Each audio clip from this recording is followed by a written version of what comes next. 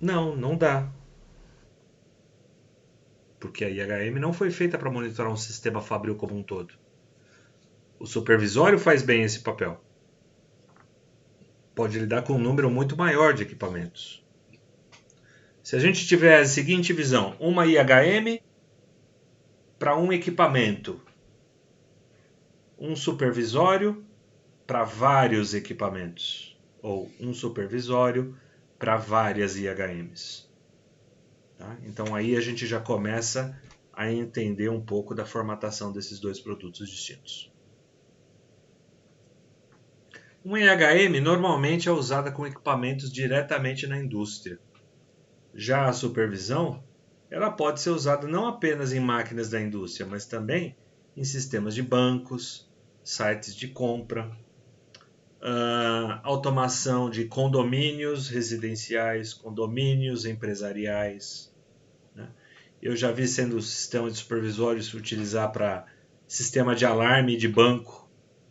Né? Ele controla a temperatura, ele controla, né, a portinhola lá do deixa passar, não deixa passar com metal na entrada do banco, portas de segurança, disparo de alarmes, acionamento da polícia. É uma supervisão completa que está lá. E já vi utilizar o mesmo software que cuida da indústria, utilizado em planta desse tipo. Porque são softwares que você parametriza de acordo com o que você quer.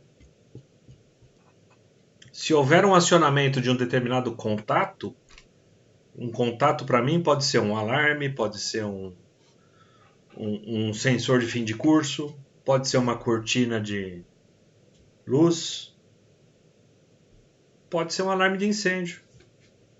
Tudo isso daí vai me dar um resultado de um único contato, aberto ou fechado. Então, como que eu trato essas informações? É a questão. A IHM, o foco é de uso mais para o modo operacional, enquanto supervisório, ele tem um foco maior para o uso gerencial. Eu opero uma prensa, eu opero uma injetora, eu gerencio um conjunto de prensas, eu gerencio várias injetoras. Ok? Tá claro essa diferença de papel aqui?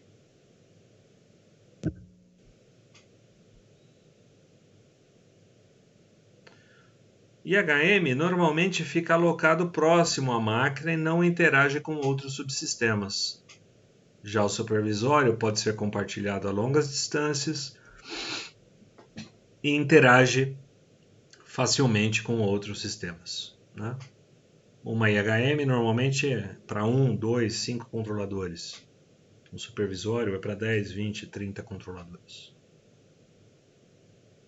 Começa a fazer um pouco de sentido a diferença das duas tecnologias, pessoal?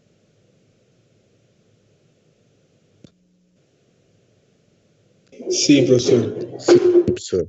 Então, o supervisório, teoricamente, é bem melhor. Defina melhor. Ele é mais completo. Ele é mais completo, mas você concorda que por ser mais completo você vai pagar por isso? Ah, sim, mas ele pode te dar um retorno melhor também, né?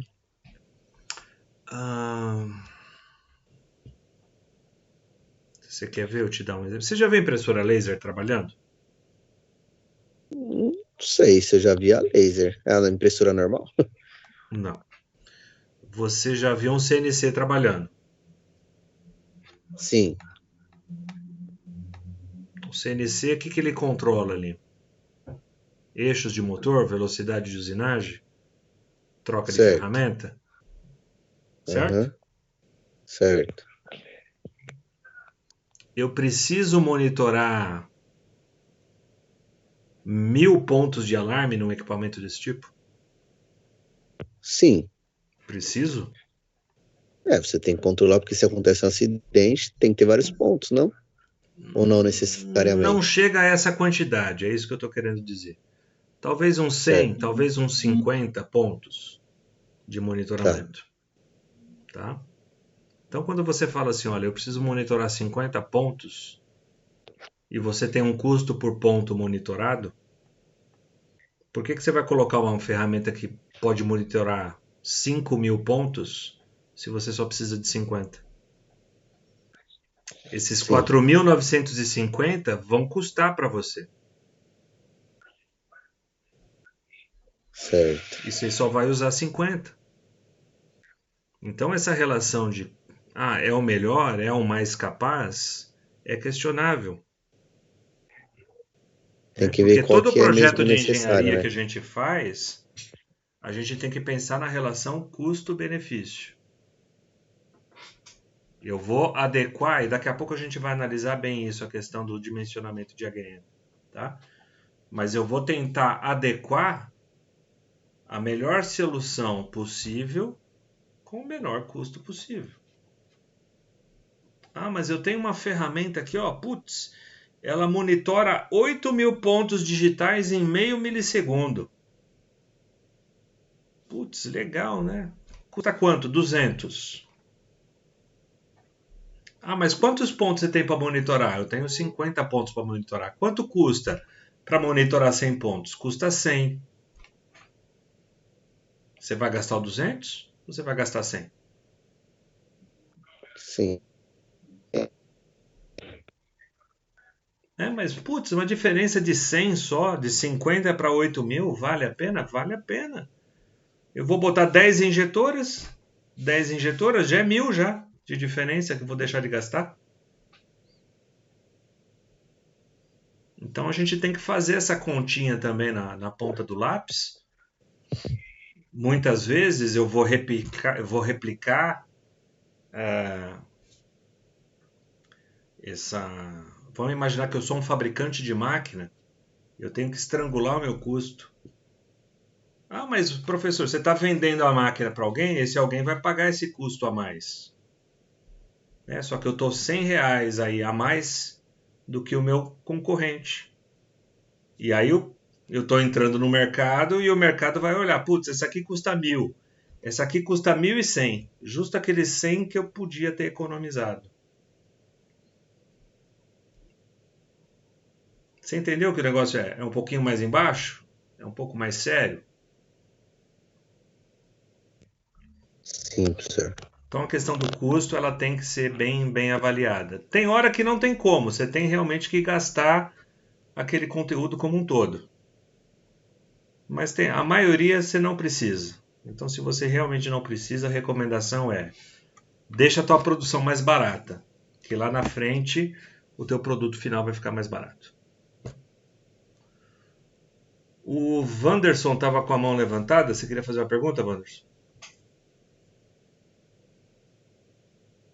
Sim, professor. Boa noite. Boa noite. Uma pergunta assim, quando você usa o sistema supervisório, você, digamos assim, pode ou escolher a IHM ou não? Eles trabalham meio que em conjunto. Desculpa, cortou bem na palavrinha. Você pode, pá, IHM eu não ouvi. Então, você usa o sistema supervisório, você meio que pode excluir a IHM ou elas trabalham em conjunto? Legal, boa pergunta. Vamos analisar essa penúltima linha aqui, ó. Modo operacional com modo gerencial. Tá? Estou falando que um supervisório pode controlar, por exemplo, 10 injetoras. Certo? Mas eu posso ter uma IHM em cada uma das injetoras ali. Por quê?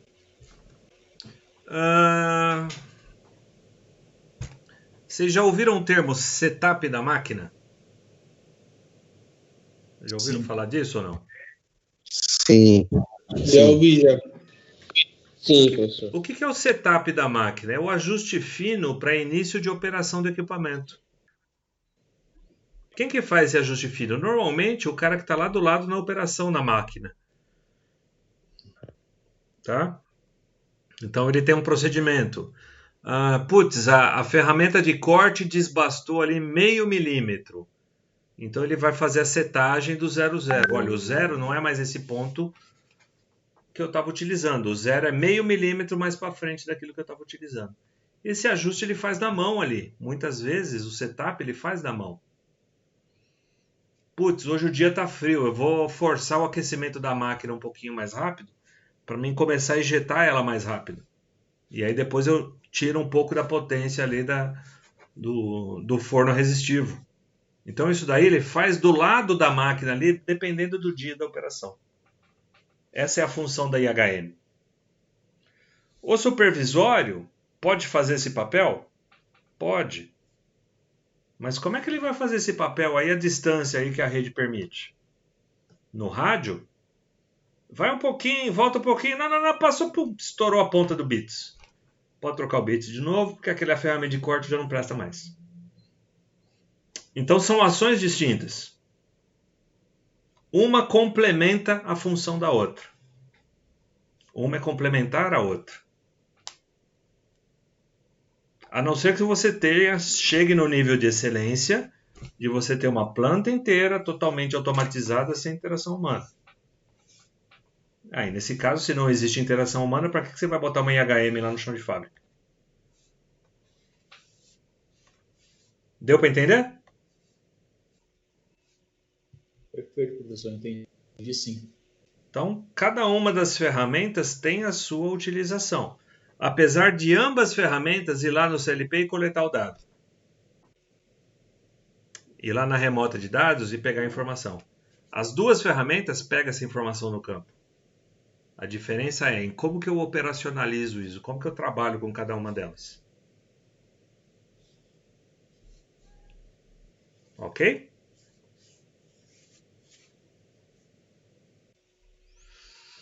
Obrigado, professor. Mais alguma questão? Alguém quer comentar alguma coisa?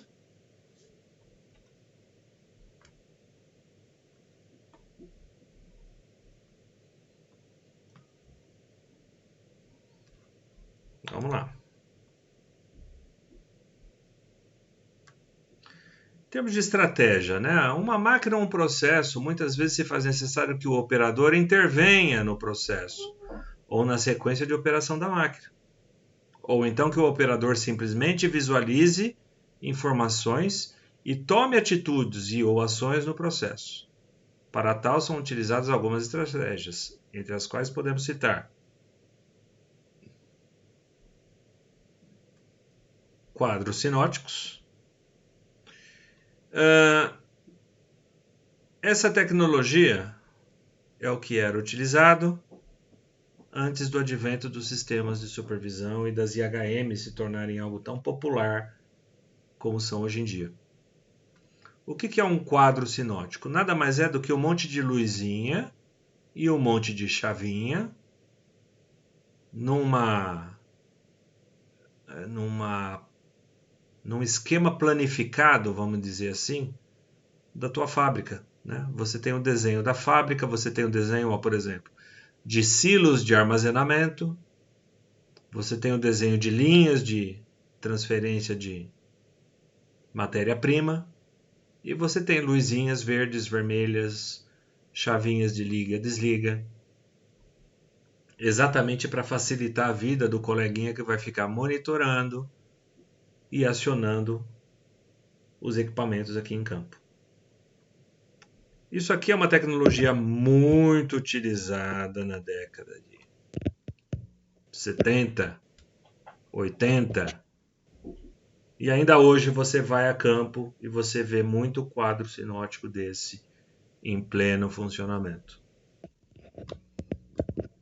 Aqui, ó, por incrível que pareça, né? Aqui é um quadro sinótico, mas aqui, ó, nesse cantinho aqui do cursor do mouse, é uma IHM que já está incorporada aqui, ó.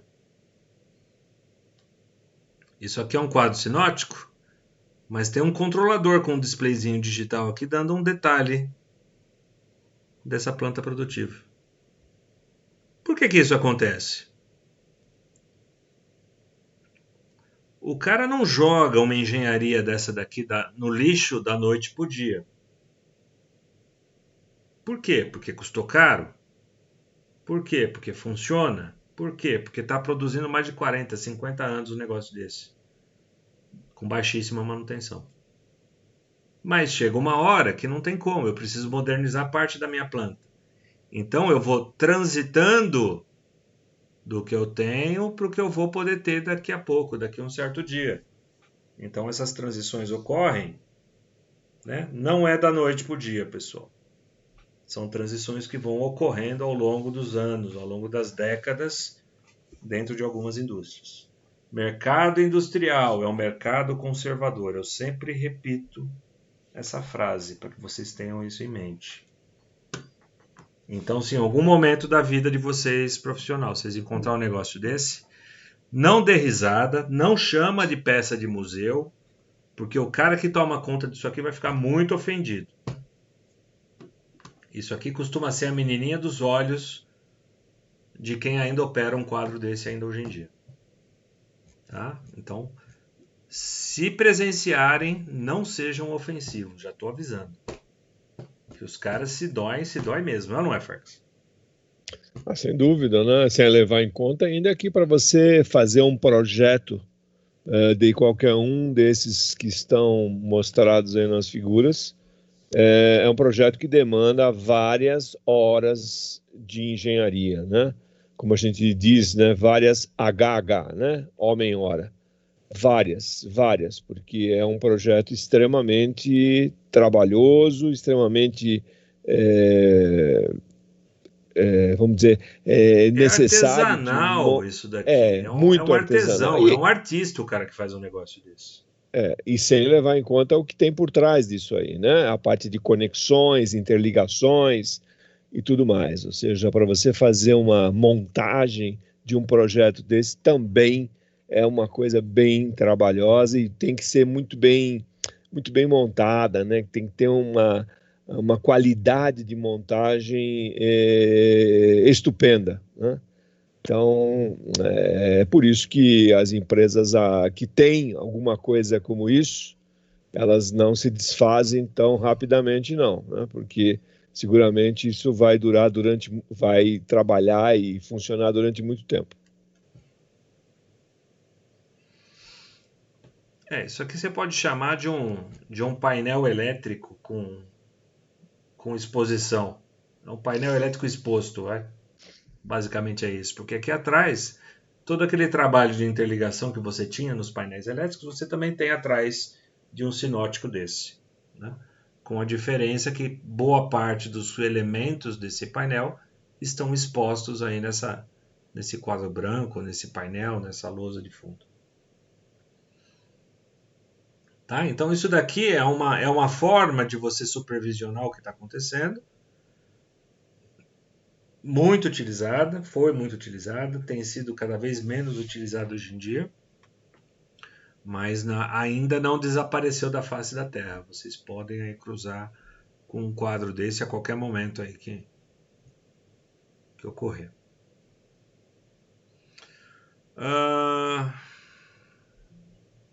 E aí, HM?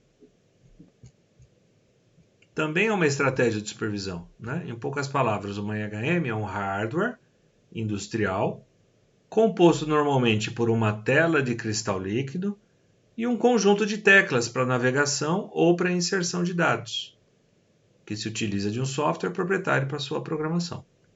Então, quando eu tenho um elemento gráfico, parte daquele material todo que estava exposto no quadro sinótico, por exemplo, aqui, esses silos que estão aqui, ó. O advento IHM permite que eu faça o quê? Que eu coloque em uma página aqueles silos lá que eu estava monitorando. Mas eu posso configurar outras páginas também, professor? Sim. E por isso que essa história de IHM e software de supervisão ficou tão popular. Eu não preciso mais ter uma tela do tamanho da lousa da escola para monitorar tudo. Eu posso ir monitorando detalhe por detalhe. Eu tenho um tecladinho aqui que vai trocando página para cima, página para baixo. Reconheço alarme, né? Teclas multifuncionais. Para cada uma das telas, a tecla pode ter uma função. E isso é uma forma de você facilitar o seu trabalho na supervisão. Seja ele presencial, ou seja, do lado do equipamento que está automatizado, que é o caso do uso da IHM. ou seja numa sala de controle, né? Onde a estratégia de supervisão é a de utilização de software supervisório. Né? Um software de supervisão, também chamado de software supervisório, é aquele detalhamento da sua planta fabril numa escala maior. Né? Então aqui eu posso ter um equipamento, outro equipamento, outro equipamento. Eu posso ter N equipamentos fabris sendo monitorados em uma única tela. Informações de bomba ligada, desligada, informação de nível, informação de vazão, dosagem aí de cloro de entrada, cloro de saída. Tipicamente isso aqui deve ser uma ETA. Devo estar fazendo Uma ET. É uma ET. É uma ET, estação de tratamento Água de esgoto. tratada. Já é esgoto, então. Então aqui é uma ET, ou seja, eu estou devolvendo uma água com resíduos em uma condição mínima para ser aceita pela natureza. Né? Então haverão N subsistemas trabalhando para que essa água possa ser devolvida para a natureza como deveria ser. Tá?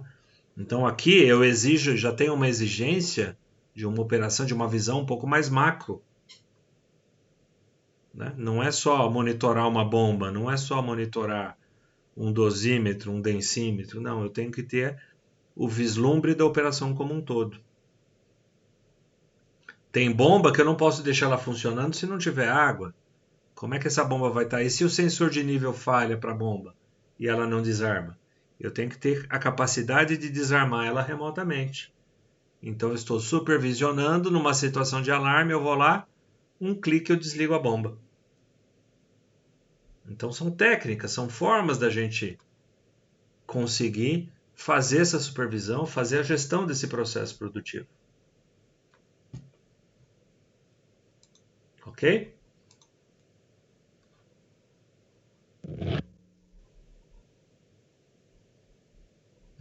Quando a gente fala de HM, tem vários modelos. Né? E HMs que só tem aí a tela gráfica e o que a gente chama de película touchscreen, como se fosse Hoje o touchscreen é um negócio muito comum, né? Todo mundo tem celular aí, que não é mais um celular, na verdade é um smart. É um PCzinho que você tem na mão aí no caso. Né? E esse PCzinho que você tem na mão tem um touchscreen. Então até alguns anos atrás, touchscreen era exclusividade de equipamentos aí robustos da área industrial. Ah, mas eu não quero ficar colocando o dedo na tela aqui. Ó. O dedo na tela atrapalha a visualização do que está acontecendo.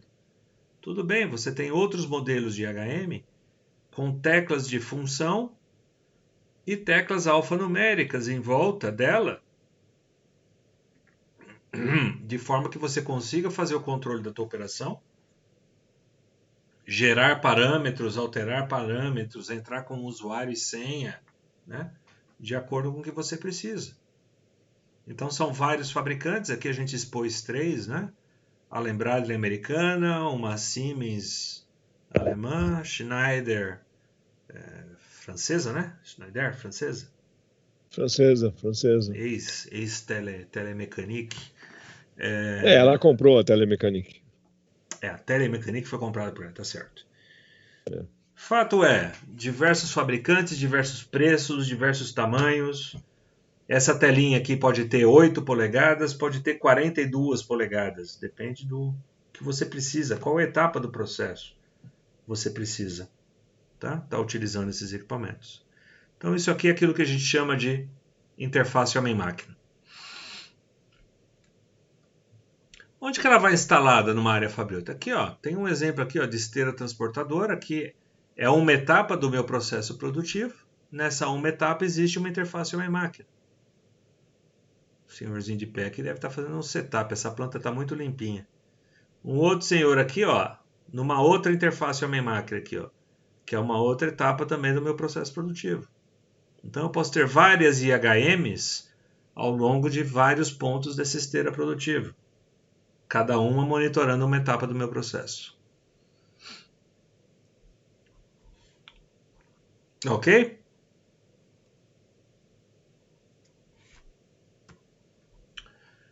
IHM é uma interface de operação largamente utilizada no chão de fábrica, normalmente próxima à linha da produção.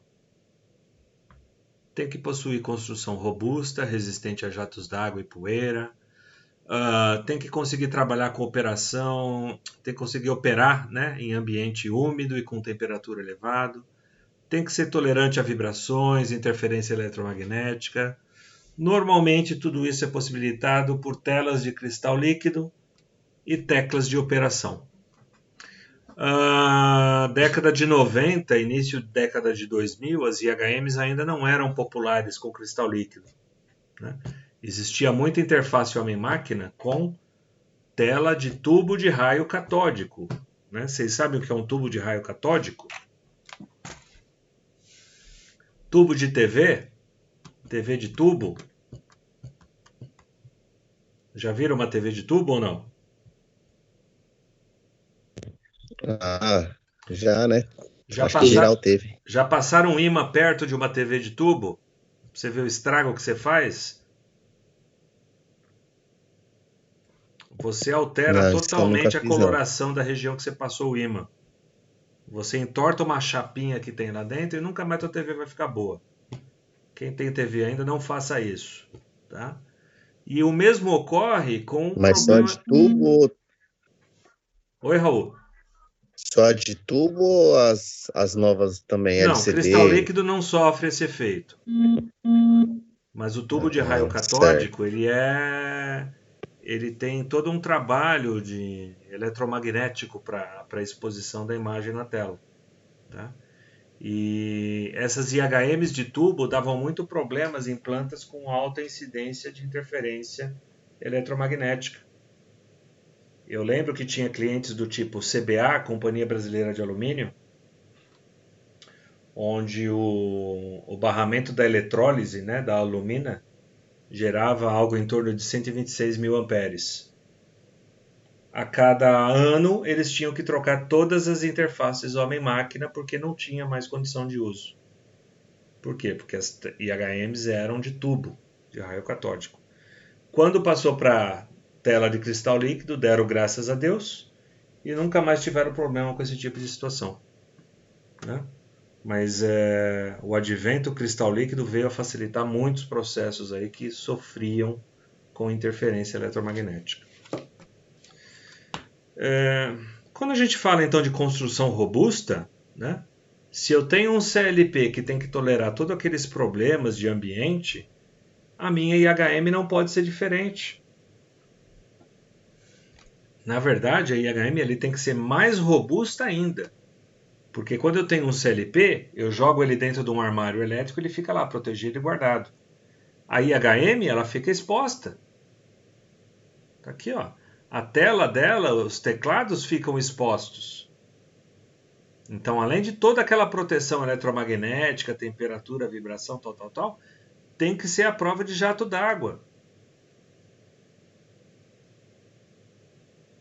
Resistente a jatos d'água e a poeira específica, porque senão, indústria farmacêutica, cada ciclo de produção você tem que higienizar toda a sala. Indústria alimentícia, as telas têm que ser com moldura em inox. Não pode ficar nenhum resíduo de produção de um ciclo para o outro. Tem que ser higienizada com vapor de água quente. É a tal da certificação IP69K. Então, cada uma das aplicações ela tem o seu nível de exigência. Ah, mas e a siderurgia? Não, a siderurgia, se aguentar poeira, tá bom demais. Então, existem processos onde eu sou mais exigente e outros processos que eu sou menos exigente, né? Mas todos eles existem aí um mínimo de resistência porque existe uma área que vai ficar exposta ao processo. Ok?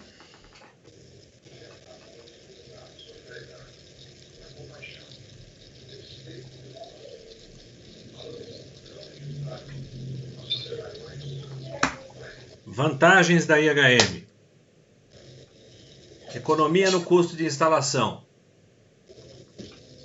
Reduz cabos e acessórios. Tempo de montagem. Eliminação do painel do quadro sinótico que eu mostrei lá para vocês lá atrás.